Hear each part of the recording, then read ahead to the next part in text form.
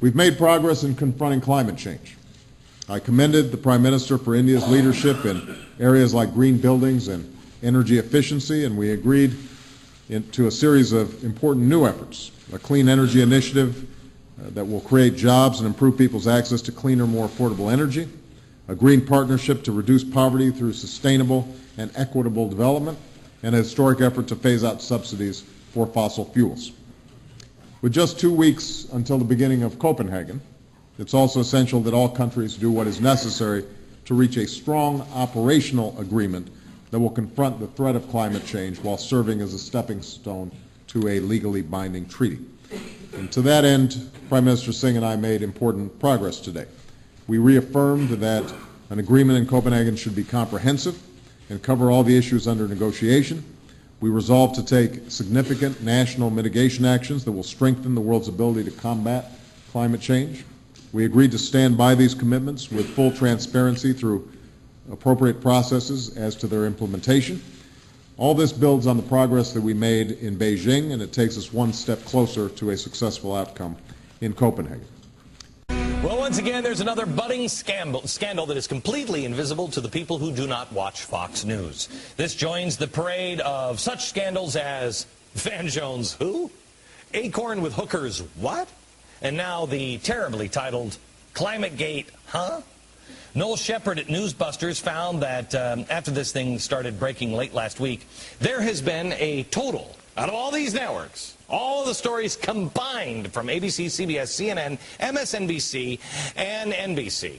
ABC had to cover the affair of Republican Senator John Ensign, which I guess some people were talking about in July. But the scandal we're talking about, all of these combined, all of these networks, zero. Zero. Nobody's reporting on this story. CBS also had a breaking story about a 10-year-old pianist playing Carnegie Hall, and good for her or him. And NBC featured not one but two stories on the release of Susan Boyle's new CD. Oh, I can barely contain my excitement. But in case you missed it because you were anywhere but here, a hacker or whistleblower released thousands of emails and documents between some of the biggest players in the global warming non-debate debate. Give credit to the New York Times and the Washington Post for confirming the emails and that they are legitimate. Yesterday we showed you the messages between the scientists bragging about climate tricks used to hide the decline in temperatures. They were all freaking out. Oh no, it looks like our models are wrong. They were asking each other to delete messages to avoid Freedom of Information Act requests. That doesn't sound legal. Scientists are working together to try and change the definition of peer-reviewed journals so that anybody who said global warming wasn't real couldn't get their papers published. Wow, that almost sounds like the Dark Ages. Back in 2006, the media flocked to report on James Hansen. This is Al Gore's climate scientist of choice. Remember, he's the guy who said, I'm being silenced by the evil Bush administration. Bush was apparently very good at silencing scientists as he was controlling spending because Hansen did hundreds of interviews, hundreds of them. What was the proof of the silencing at the time? Yeah, he got some pressuring phone calls. That was enough for all of the networks. But not these thousands of emails. No. Shouldn't this be, everywhere now? The media couldn't get enough of every scandal that pops up from Lewinsky or Scooter Libby or, Mark Foley, Elliot Spitzer, apparently John Ensign. All of them are to varying degrees important, but how much could any of those actually cost you? This scandal will literally cost you trillions of dollars. That's what's at stake worldwide. It's on how we deal with the climate. And this scandal is so far invisible to everyone but Fox viewers. Think of it this way. Let's say you're an astronaut and you're getting ready to go out in space. And we're going to switch from the space shuttle to a glorified smart car to get into orbit. And everybody who's on the smart car team, they're like, no, the science is settled. This is perfectly safe. And you're like, well, wait a minute. I want to ask them. No, don't ask any more questions. How do you react? when you find out that there are engineers who are privately deleting files to avoid any kind of oversight, or that they're colluding to keep other engineers quiet that don't think there's going to be, I don't know, enough oxygen for the trip, or that the data doesn't agree with their predetermined conclusions, so they assume the data just must be wrong. When it's your body burning up in the atmosphere, I bet you'd be interested. Well, your body's about to be burned up when trillions of dollars are at stake in the middle of a financial meltdown. Maybe we should look into this one, because it's getting hard to breathe in here. Why would we get into this smart car economy when it is now clear that many of the people who are forcing us inside are no longer to be considered honest brokers? Look what we've learned here. Well, look what you've learned by watching Fox. Highly questionable, possible illegal behavior from some of the top scientists who scream the loudest about global warming.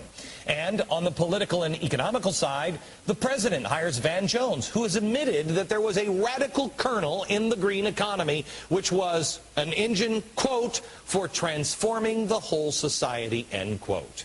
We know how corrupt politicians are. We're now learning how some of the biggest names in science are not that far behind. There are thousands of other emails and documents that echo these same sentiments and scandals in this batch. As we confirm them, I guess Fox, and possibly Fox alone, will bring them to you. I want to make it clear, there are a lot of good scientists out there working hard to do what's right every day. A lot of good scientists that actually believe in global warming.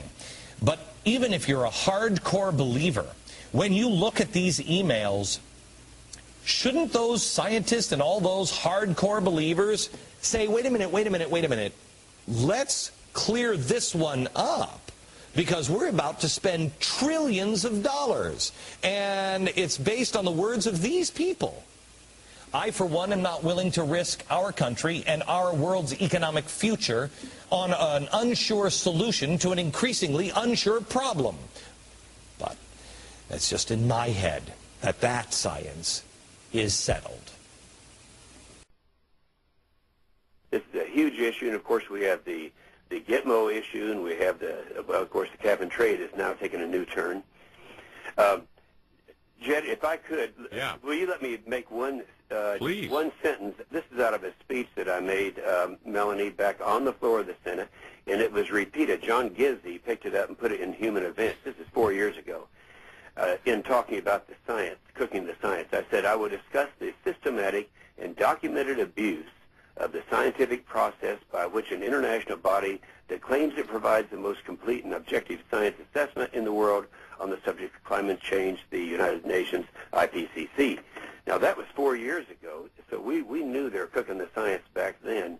And you've been talking about the, what's happened recently with the bloggers coming up with what they did. Let me interrupt you there, Senator, because I think that's a really important point. Ladies and gentlemen, if you haven't followed that story, what Senator Inhofel's talking about, in Britain, a blogger got into some of the official government records about climate change and how the measurements were being taken to and show the politics behind it. Well, but they were basically saying, oh yeah, hey, let's make it look like Jim, so and so did that, and let's help him cook the books, and let's change the data.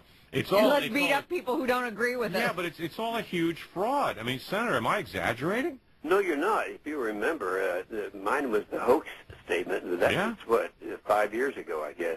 Well, we've got to give you a big pat on the back for being fresh. Yeah, you deserve an attaboy, and now you are finally being vindicated. Well, on this thing, it is pretty serious, and since, Barbara Boxer's the chairman and I'm the ranking member on Environment and Public Works, if nothing happens in the next 7 days when we go back into session a week from today, that would change this situation, I will call for an investigation, because this thing is serious. You think about the literally millions of dollars that have been thrown away on some of this stuff that they came out with.